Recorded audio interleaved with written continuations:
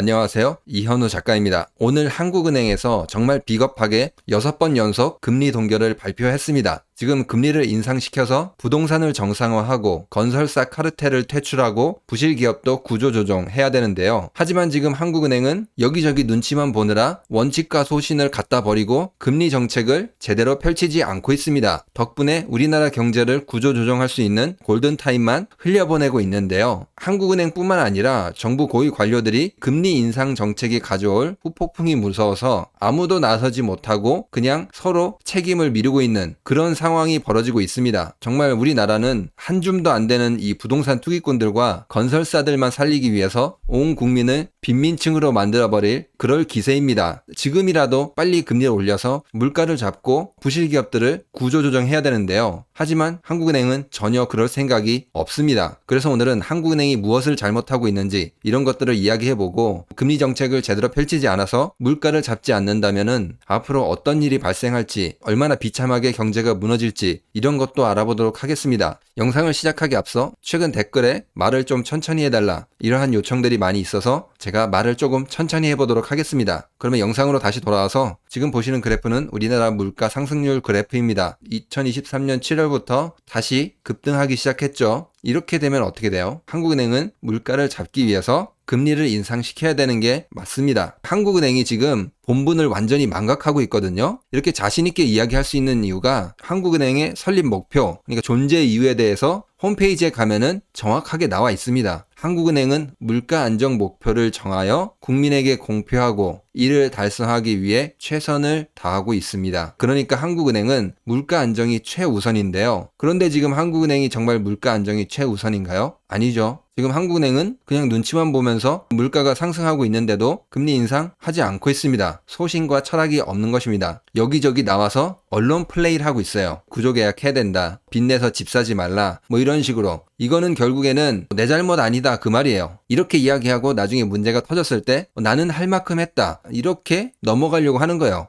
물론 이제 금리를 올리면은 또 올리는 대로 욕을 먹겠죠. 대출을 갚기 힘든 사람들, 이런 사람들이 굉장히 비판을 할 겁니다. 하지만 그런 사람들은 정부가 나서서 빨리 파산시키던지 이런 식으로 해야 되는 겁니다. 지금 한국은행은 그런 거를 걱정하지 말고 오로지 물가 안정만 목표로 이 정책을 펼쳐야 되는데 그렇게 하지 않고 있어요. 이거는 시간이 지나서 분명히 역사의 평가를 받을 겁니다. 한국은행이 굉장히 비겁했다고 기록을 할 것입니다. 저도 책을 쓰고 세종우수교양도서 이런 상도 받았기 때문에 나중에 기회가 된다면 지금 한국은행이 하고 있는 이런 무책임한 행동들을 언젠가는 제가 할 수 있다면은 책이라든지 기록하도록 하겠습니다. 그러면 이제 앞으로 어떻게 될 것이냐, 경제가 얼마나 안 좋아질 것이냐 이거를 살펴보도록 하겠습니다. 일단 먼저 여러분들의 생활 물가가 폭등하게 될 거예요. 자고 일어나면은 너무 많이 올라서 깜짝깜짝 놀랄 정도로 계속 상승하게 될 겁니다. 이렇게 되면은 자영업자들 같은 경우에는 더 큰 어려움을 겪게 되겠죠. 정말 많이 무너지게 될 겁니다. 엄청난 소비 침체가 찾아오게 될 거예요. 그리고 그 다음에 중소기업들, 이런 기업들이 망하기 시작할 겁니다. 왜냐면은 중소기업들 지금 분기별 영업이익률 이런 걸 살펴보면은 2023년 2분기에 상장된 중소기업들의 영업이익률이 마이너스 0.9입니다. 2022년 1월 이때는 영업이익률이 한 7.1%가 됐거든요. 그런데 지금 계속 떨어져서 영업이익률이 마이너스대예요. 매출은 그래도 꾸준히 증가하고 있거든요. 9% 정도 증가했어요. 그런데 매출이 증가하면 뭐예요? 물가가 상승해서 원자재 비용, 물류 비용 이런 게 다 상승을 했기 때문에 팔아도 남지 않는 그렇게 흘러갈 수밖에 없어요. 중소기업들은 다 망할 수밖에 없다 그 말입니다. 지금 마이너스 한 0.9%죠. 지금 이렇게 물가를 안 잡으면은 이 마이너스 폭이 크게 늘어날 거예요. 그러면 이제 중소기업만 망하냐? 그것도 아니죠. 대기업도 망합니다. 망하진 않더라도 어려움에 처하게 될 거예요. 물론 대기업들은 중소기업보다는 그래도 상황이 조금 괜찮아서 어느 정도 버틸 순 있어요. 지금 코스피 상장사, 영업이익 이런 것들을 살펴보면은 지금 2023년 상반기 1월부터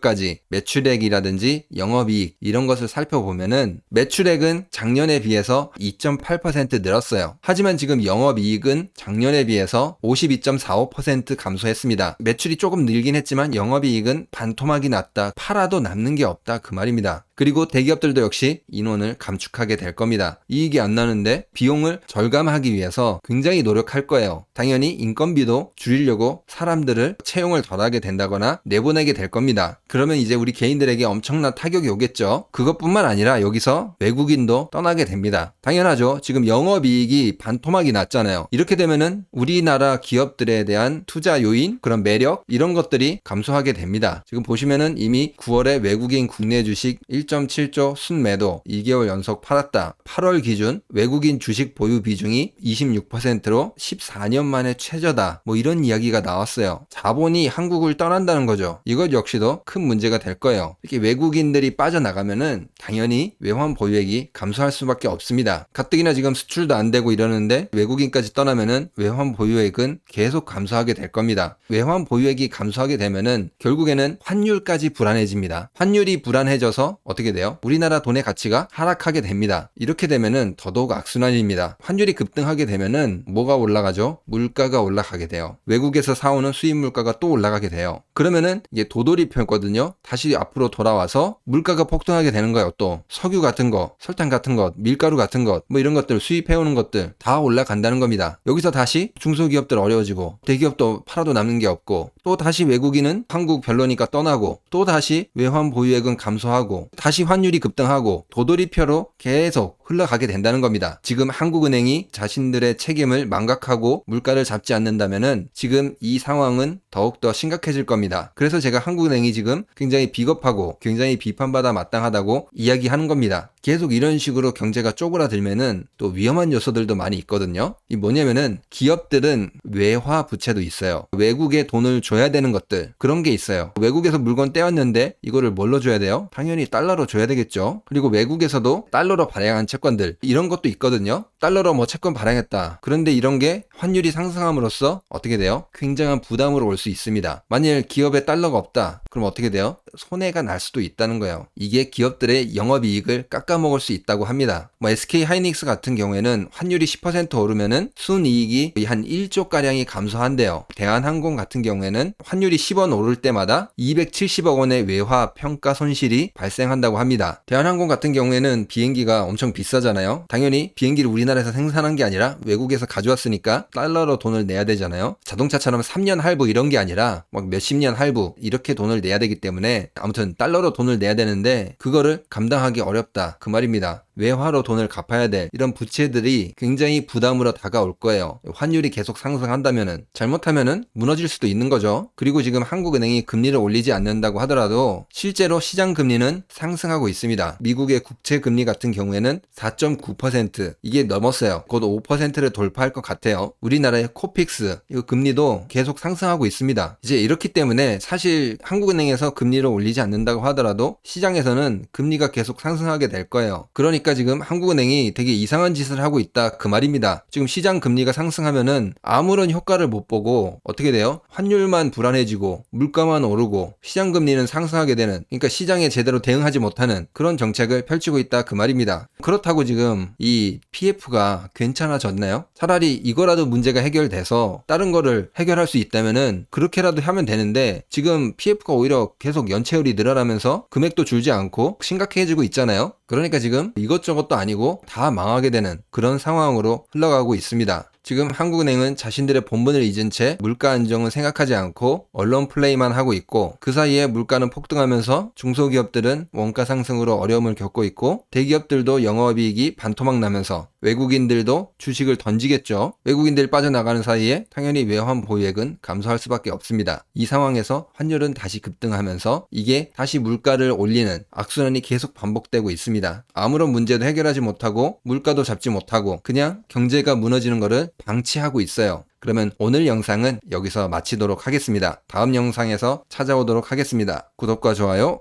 응원의 댓글 많이 부탁드립니다. 감사합니다.